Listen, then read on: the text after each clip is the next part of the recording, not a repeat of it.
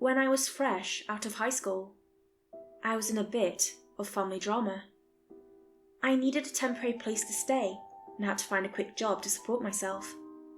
I had the ambition to push myself through college and ended up in a bad spot. I barely slept, I had no social life, and I couldn't find the time to do the most basic stuff. I didn't have time to cook, so I basically lived takeout box to takeout box. The only place I could find within my price range was a refurbished storage space. It was basically just a bed with a couple of shelves and partial access to a bathroom. It wasn't really meant as a living space, but the landlord didn't care. There wasn't even wallpaper, unless you consider some actual vines in the corner to be wallpaper. But this is where I get to teach y'all something. Storage spaces are built very differently from ordinary living spaces in apartments. They're not isolated in the same way, and this space was aligned with something nasty. My immune system was crashing hard from months of vitamin deficiency and unhealthy habits, and in combination with an awful living situation, I got a bad infection. Like, really bad. My throat got so swollen that it looked like I'd swallowed a whole apple. I could barely breathe. I got one of the worst fevers of my life, and I had no insurance. I ended up crawling back to my parents. It was humiliating. We'd had our falling out, but when they could see how bad things had gotten, they helped me out. I was immediately taken to a doctor and put on antibiotics, but the swelling had gotten so bad that they suspected permanent nerve damage. Once the swelling died down, it turned out the doctor was right. Trying to speak was like touching a live wire. It was so painful that it could make me black out. It eventually got a bit better. I could start to make noises without immediate pain, like laughing and coughing, but trying to form words tickled something in my throat. Moving my vocal cords too much caused that pain to flare back up. My doctor said it would probably never heal completely, but in a couple of months, at most a year or two, I'd get my part of my voice back. Maybe. But yeah, for all intents and purposes, I was mute. It was difficult to cope with at first. I began to carry a laminated card, basically saying I'm mute. It is easy to forget the many ways we use verbal communication in our day-to-day. Ordering at the fast food place, answering questions in class, turning down salesmen at the door. It's usually the things you don't think too much about. But having that barrier, no matter how small, can really turn the mundane into a chore. It just becomes too bothersome to explain the same thing several times a day. I started to socially isolate myself more. It was hard to be around other people. Forget about going to a party. Ain't no one patient enough to wait for you to type stuff out on your phone. My parents helped me find a better place to live in, and I managed to find a job closer to my new home. Nothing fancy, just stocking groceries at one of the corner shops. A couple of months passed, and I started to get used to a new life and routine. I knew there'd come a day when my voice returned, but for now, even attempting to speak made me nauseous. A loud yawn could send me spiraling if I wasn't cautious. Then one morning, I got a phone call. I'd been up late the previous night and didn't think too much about it. Out of reflex, I pushed to answer the call, held it up to my ear, and opened my mouth to speak. In the last possible moment, I stopped myself, only pushing out a hoarse breath. If I'd tried to actually say something, I'd have ruined the rest of my day. So, imagine my surprise when another voice came out of me. "Good morning," it said. I dropped my phone and slammed my hands over my mouth in shock. I saw the call end and just sat there in silence, trying to calm down. That wasn't my voice. Those weren't my words. What the hell? I took some time to collect myself. Checking my phone, turns out that it was just a robocall, some automated crap trying to make me answer a survey. I stood in front of my bathroom mirror for a good 10 minutes, opening and closing my mouth, trying to see if I could make that voice come out again. I thought it might have been some kind of trick, or a sign of recovery. Maybe I just didn't recognise my own voice. No matter what I tried, as soon as I even tried to formulate a word, my throat burned like I'd been cut by something sharp. There was just no way I could have said anything without noticing it. Even pretending to speak and testing my limits caused a burning sensation, forcing me to put on a bit of eucalyptus balm. I went on with my day, but that moment kept coming back to me. It wasn't imagined, but it wasn't me either. At one point, I thought it might have come from the phone, but that didn't make sense to me. The simple fact was that it came from me. Somehow, I got back home from my shift, had a hot shower, and parked myself in front of a Netflix show. That show about social media people tricking one another. I have a soft spot for reality shows. It was this big dramatical reveal of a member of the team getting kicked off at the end of the episode, and I audibly gasped, almost choking on my takeout ramen. Then it happened again. A light tickle at the bottom of my throat, and the voice came back. "Scandalous," it muttered, all without my lips moving. I felt it much clearer now. It wasn't me forming those words. They were coming up from my throat on their own. My mouth was wide open. I wasn't shaping any vowels or consonants. I just sat there for a moment, my heart skipping a beat. I was scared to move, as if that might prompt it to reappear. I remember wondering over and over what the hell it was, and finally, I mouthed a silent question. "Are you still there?" Onto that, a vocal answer crept back up, slithering out of me. "Yes." I stood up and wandered around the room. 100 questions went through my mind, but none of them were answered. My thoughts had to linger on that final yes and the implications. There was me, and there was a you. Something different from me, using me. Even then and there, in the comfort of my own space. I felt watched. As I went to bed that night, I had trouble relaxing. I had this recurring thought that whatever was resting inside of me was just waiting for a chance to do something. It felt sinister, a presence forced upon me. I probably scrolled through my socials for at least an hour and a half before I fell asleep, with the screen still facing me. Somewhere in the block of the night, I woke up. It wasn't sudden, just my eyes slowly opening. The sun hadn't broken through my window yet, and I could tell I'd only been asleep for a couple of hours.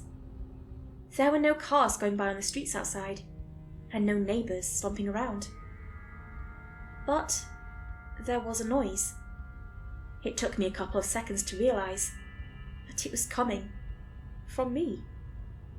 A hushed voice, whispering into the dark. It was barely audible, but it was coming from my mouth. I tried to look down, but all I could see was my shivering upper lip. "You have been given so many gifts," I caught it saying, "to spoil and squander and wither, idle children feasting on crumbs of gold. Mother, unbirth me, find me unwanting, undeserving, unsullied." When I finally realised what was going on, I shot out of bed and sprinted to the bathroom. I was frustrated and scared to the point that I wanted to scream and cry, but all that came out were these weird hulking noises. And with every awkward breath, I could hear something in the space between. No. Awful. Grim. Finally, I just snapped. I forced myself to scream. Even at my greatest effort, it wasn't loud. But it was enough. Little specks of blood spattered on the wall.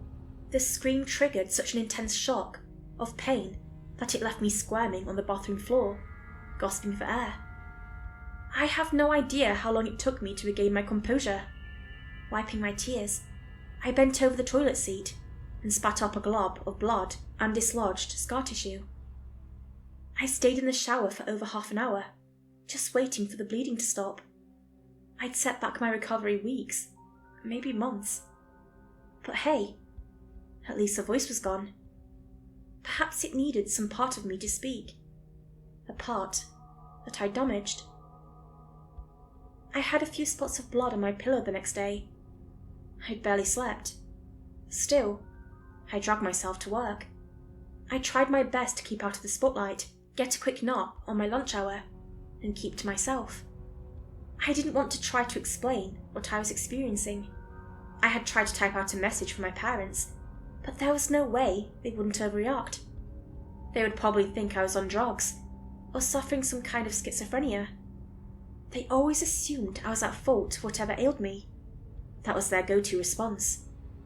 They couldn't accept that sometimes things were just out of my control. I gave up after the 6th draft. I couldn't find the right words.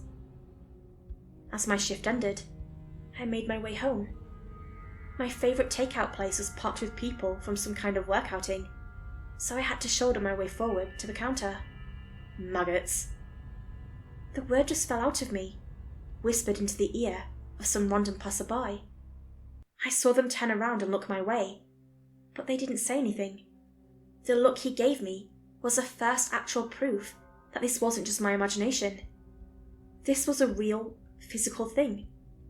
And the look he gave me was nothing short of disgust and confusion. I forced my mouth shut, but it didn't help. I could feel the air push out of my nose as another sentence reverberated in my mouth. Damn them all! I stopped a few feet from the counter as I took notice of people turning my way. I tried to hold it back, holding my breath, but little puffs of air made my cheeks expand like a chipmunk. When I finally let go, it was just a non-stop barrage of word salad pouring out of me. Not loud, but not quiet. Just enough to make me look like a blathering madman. I turned to leave. A worried 40-something office worker tried to touch my shoulder and ask if I was okay, but the voice in me snapped back. I'll suck the skin off your knuckles, it hissed. As I left, I looked back one final time. About half a dozen worried faces looked back at me. Faces turned from curious to wide-eyed bewilderment. As I stepped away into the dark, the voice made itself known one last time. Yes, leave. Make us lonesome. Coming back home, I positioned myself in front of my mirror. I couldn't even take my coat off. I just took out my phone, held it up, and opened my mouth. I wasn't going to let it use me. I wanted it on camera. I needed something to prove I wasn't delusional. I tried to coax it, to ask it questions in my head. I tried to make it come forward, but nothing seemed to work. I must have stood there for a good half an hour until my jaw started hurting. Not a single peep or noise. It was just me, staring at my own teeth, in silence. I was so goddamn frustrated. I wanted to scream and shout, but I couldn't. I ended up throwing the mug with my toothbrush across the room, shattering it against the hallway wall. All I managed to get out was a couple of runs, and even that burned my throat, like I was licking a welding torch. Leaving the bathroom, I kneeled to scoop up the mug pieces. As soon as my knees touched the floor, a gleeful little whisper escaped me. I won't dance to your tune, puppet, it chuckled. Stay on your knees. I bit my tongue. I was so frustrated, I could cry. That night, as I lay down to sleep, I could feel the voice just inches away. There was a little posh in my stomach every time it was about to speak, and I felt that posh all night long. It was always just a breath away, but the words didn't come. But as I finally closed my eyes and yawned, it returned. You need to submit. I gently shook my head. rustling my hair against the pillow. "You have to." And again, I shook my head. The tension in my chest remained, but nothing more came out. I hugged a pillow, made myself comfortable, and tried not to think about it. Moments later, it came back with a vengeance. My lungs pushed themselves empty, and a cramp crept up my spine. I rolled onto my back and felt my stomach force itself upwards. My mouth opened, and I had this dreadful feeling. It felt like being trapped under ice, desperate for air. For a moment, nothing happened. I just hung there, my body tense and out of control. Then, a scream. It resembled a woman being murdered. Scream after scream after scream. Begging for help, squealing in pain, crying. I couldn't stop it. I forced myself to roll over and try to block it with a pillow, but it didn't help. It was so loud that my ears rung. I scrambled out of bed, still feeling this constant flow of screams pushing its way out of me. Trying to hold my breath just built up this unbearable pressure, like my lungs were going to explode. I didn't even know what I was looking for. I dug through kitchen drawers, spilling forks and knives onto the floor. I tried stuffing a dish towel into my mouth, just to dampen the noise, but it was useless. There was nothing I could do or say. It was going to continue, no matter what. Finally, there was a knock on the door. A few final pleas for help escaped me as 2 police officers burst through the door. In that moment, the voice stopped. They had a hard time believing that the screams came from me.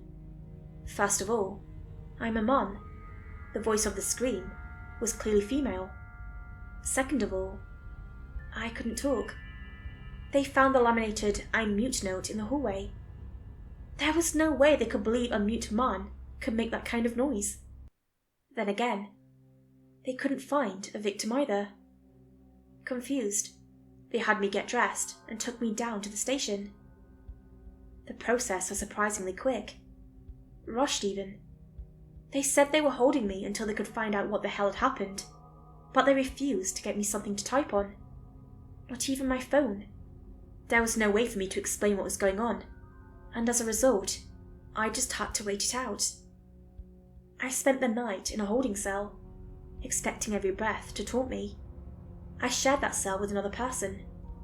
I have no idea what he was in for, but he had the look of someone who wasn't afraid to get violent.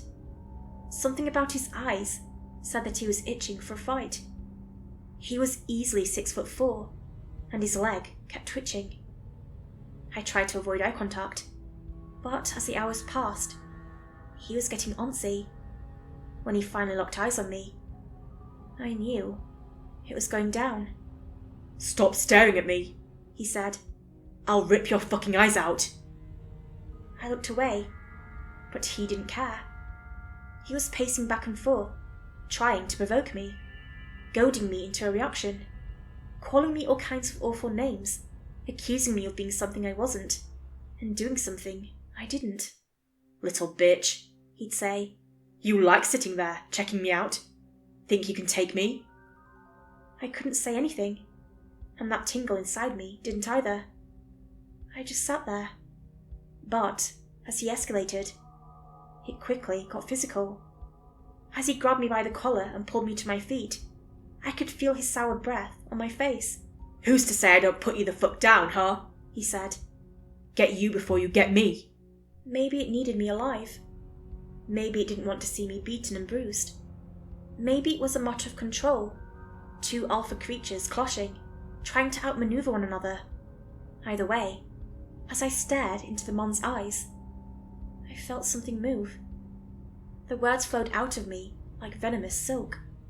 A new voice, but from the same source as every other cast word that I had forced upon me, nestled deep in the core of my stomach. "Why'd your brother stop crying, Simon?" He immediately let go, and his eyes went wide. His mouth hung open, like he'd forgotten how to breathe. "Simon?" it continued. "Simon, where is your brother?" He backed away, his lips shivering. His hands retreated to his chest, like he was subconsciously hugging himself. "Simon, you're scaring me," the voice pleaded. "Simon, please!" I have never seen a man this terrified before. There was no way to tell what he was going to do as he was forced into this primal flight or fight reaction. He pushed himself against the door and just started bawling. Slowly, it escalated into a horrified scream. This shrieking, childlike primate scream. It was unravelling in front of me, clawing to get away. A chuckle escaped me, and it grew into a laugh. I tried shaking my head, pointing at my throat, but nothing helped. For all intents and purposes, it was me doing this to him. There was no comfort in saying it wasn't. Not that I could if I wanted to. He was taken to another holding cell, and I spent the rest of my night alone, curled up in a corner. Quiet. Somewhere, in the space between sleep and dream, I heard it again. I can't remember the exact words, but I remember what it tried to tell me. That it could be a friend, a great ally. It just needed me to acknowledge my position. I was a vessel, an honoured and appreciated vessel, but no less an object. Something likened to a king's crown, or a bejewelled sceptre. But I was to make no mistake. This thing, this being, could do perfectly fine without me. It could thrive. And it could make my life a living hell, for as long as it wanted to. For as long as it needed to. I drifted in and out of sleep, tossing between struggling to keep my eyes closed, to deep in a fever-like dream state. At one point, I remember forcing my eyes open to get out of a nightmare, only to see the entire room half flooded with water. Dead flower petals bobbing up and down beneath the cold black waves, reaching all the way up to the edge of my sleep-paralysed lips. On the other side of the room was a person wrapped in black algae, shivering. It didn't speak, but I knew what it sounded like. It knew that I knew. And that made it smile. Early the next morning, I was released. There was no reason to hold me, as there was no victim. They didn't have an explanation, and I couldn't give them one. They concluded that it simply couldn't have been me, and if it somehow was, there was no victim. There was no crime. Walking home, I was in a daze. I was exhausted and broken. I didn't even notice the voice still talking to me.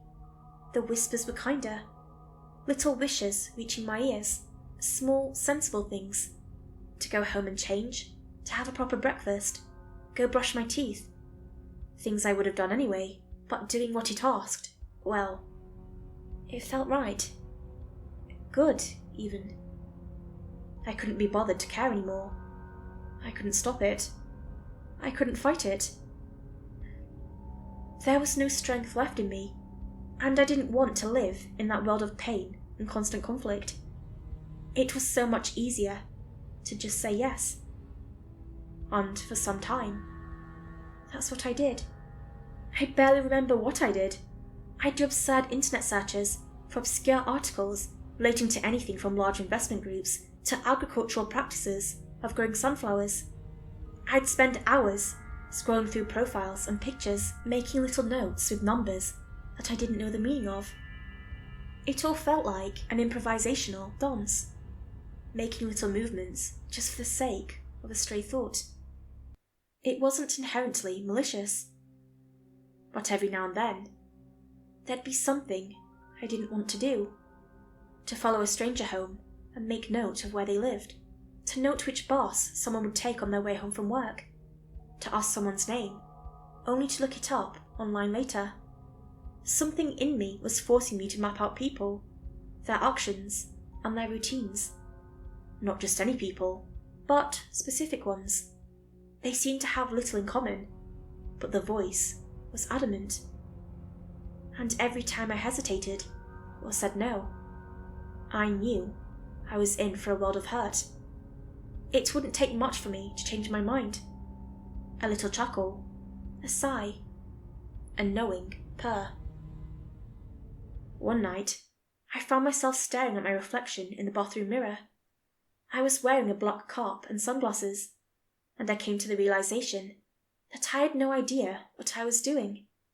When had I even bought that cap? Did I have a new jacket? Something had snapped me out of my daze, and I didn't even realize what or why. I looked down at my leather-clad gloves. I had some kind of rope in my pocket. I was about to go out and do something, but I didn't know what. I'd shaved my head and trimmed my eyebrows. I had these heavy bags under my eyes, as if I hadn't slept for days. I'd lost a lot of weight, and my cheeks had lost a bit of their rosy vigour. On the other side of the bathroom mirror was a tiny speck of dry blood. It occurred to me that it was from that very first night, when I had challenged the voice, when I had forced it quiet with a scream of my own. It was a stark reminder of just how much pain it took from me to shut that thing up, even temporary. But looking at myself, as I was starting to come to terms with just what it would take for me to resume a normal life, and to stop whatever the hell I was about to do. "I can hear your doubt," it whispered. "Tools don't doubt." The words brushed against my lips, escaping into the room. It left some condensation on the bathroom mirror. I wiped away the speck of blood, looking at it on top of my finger. "We have work to do," the voice continued.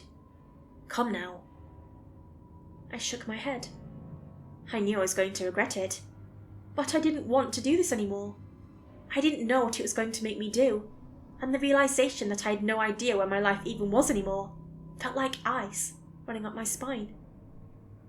I'd lost control. I'd handed over the reins. How long had it been? Weeks? Months? What had it made me do? I shook my head again, mouthing a quiet no. My body tensed as my jaw was forced open. I could hear a laughter bubbling up from inside. It was pleased. It wanted me in distress, and it made no secret of it. I thought back on that first night. I'd screamed so bad that I damaged my throat. But no matter how painful it was, it had accomplished one thing. It had made the damn thing shut up. I grunted. I could feel an uncomfortable poke on my vocal cords, but that was it. I grunted again, louder. I forced a groan through my throat, and this time it started to burn, like swallowing boiling water. "No," it whispered. "This will not do." With a twitch of a neck muscle, it slammed my head into the bathroom mirror. It felt like blinking, but when my eyes opened, I was standing on an unfamiliar street. It had moved me. Something warm was running down my forehead, partially dry. I was clutching a knife, slowly making my way through an alleyway. This time, I forced myself to growl, rattling my vocal cords. It felt like being slowly chainsawed, but I could tell it wasn't just hurting me. My knees buckled and I fell forward, dropping the knife. When I got up, I had moved again. I was somewhere off the highway, walking towards a car that had pulled over for me. Maybe they'd taken me for a hitchhiker. I turned the other way, trying to wave them off as I steeled myself for my greatest effort yet. I knew it was going to be painful. Maybe the most pain I'd felt so far. The thought of it made my eyes tear up. But maybe it'd be enough for that thing to finally shut up for good. I got down on all fours by the side of the road and just screamed. I screamed repeatedly, and I could feel the pain tearing through me like a hot knife. A stray thought cried out that maybe this was for nothing. But I couldn't bear it. I had to believe that this was going to work. I kept screaming, over and over. The coughs bubbled up, and as I spat my blood on the asphalt, I could feel something tickling my throat. "Pointless," it whispered. "Useless." It was playing on my doubts, but I could hear that it was weaker. It was lying, convincing itself. Finally, I could feel something come loose. Something tangible and physical. I spat out what looked like a small vine, covered in tiny petals. It was probably blue, but the blood made it look black. With every cough, I lost more control, but I could still feel more and more dislodged. Vines, petals, some kind of shelled seed, and even a blooming flower. Something resembling a twisted organic sunflower with little Z-shaped petals, no bigger than a thumb. It was still moving, raw and blooded, like a newborn mouse. I was just lying there, on the side of the road. The bleeding wouldn't stop. I could feel my pulse all the way up to my teeth. I was desperately crying for help, but there were no words, no screams, nothing. But at least there was no voice left in the back of my throat. I only have vague memories of what happened next. The blood loss was pretty severe. They had to perform some kind of surgery. The next thing I can clearly remember is looking up at the hospital ceiling, feeling a comforting warmth in my left hand. My father holding my hand, patiently waiting for me to wake up. The doctor explained how I would probably never talk again, that it would take several screenings and checkups over the course of several months just to keep my throat from rupturing, that I wouldn't be able to eat solid food for a long time. There were technical terms, projections, hopes and fears, but the greatest problem, to me, was already solved. That thing was gone. Whatever had lived in me had been ripped out by the roots, and I was in control. I was finally back in total, actual control. Now, this was a couple of years ago, and I don't like to look back on it. Even mentioning it makes people look at me funny. Most of my immediate family think it was a psychotic episode. I've become that family member that you have to be a bit careful around, it seems. I'm hoping it will fade in time. I'm not sure where that thing came from. I think it might have lived in that storage space as some kind of spore. Maybe it was something I ate. Whatever it wasn't just this metaphysical manifestation. It was an actual physical obstacle. I think the longer it had time to dig its roots in, the worse the loss of control got. I think that thing was bad enough to touch nerves that I didn't even know I had. Thinking back on that night, where I finally ripped it out, makes me cold. Yes, it was an amazing relief. But the pain was otherworldly. But as far as things go, I'm me. I may not have a voice anymore, but actions speak louder than words anyway. I figured that, by writing this down, I could stop myself from forgetting that this really happened. Looking back at it feels almost like another life, like something that happened to someone else. But it was as real gets, and I don't want to imagine what could have happened if I hadn't done as I did. But sometimes I wonder if my voice were to fully recover, who's to say that it won't come back? What if there is still some kernel of it living deep in the pit of my stomach? Who's to say I'm not still whispering things in the dead of night?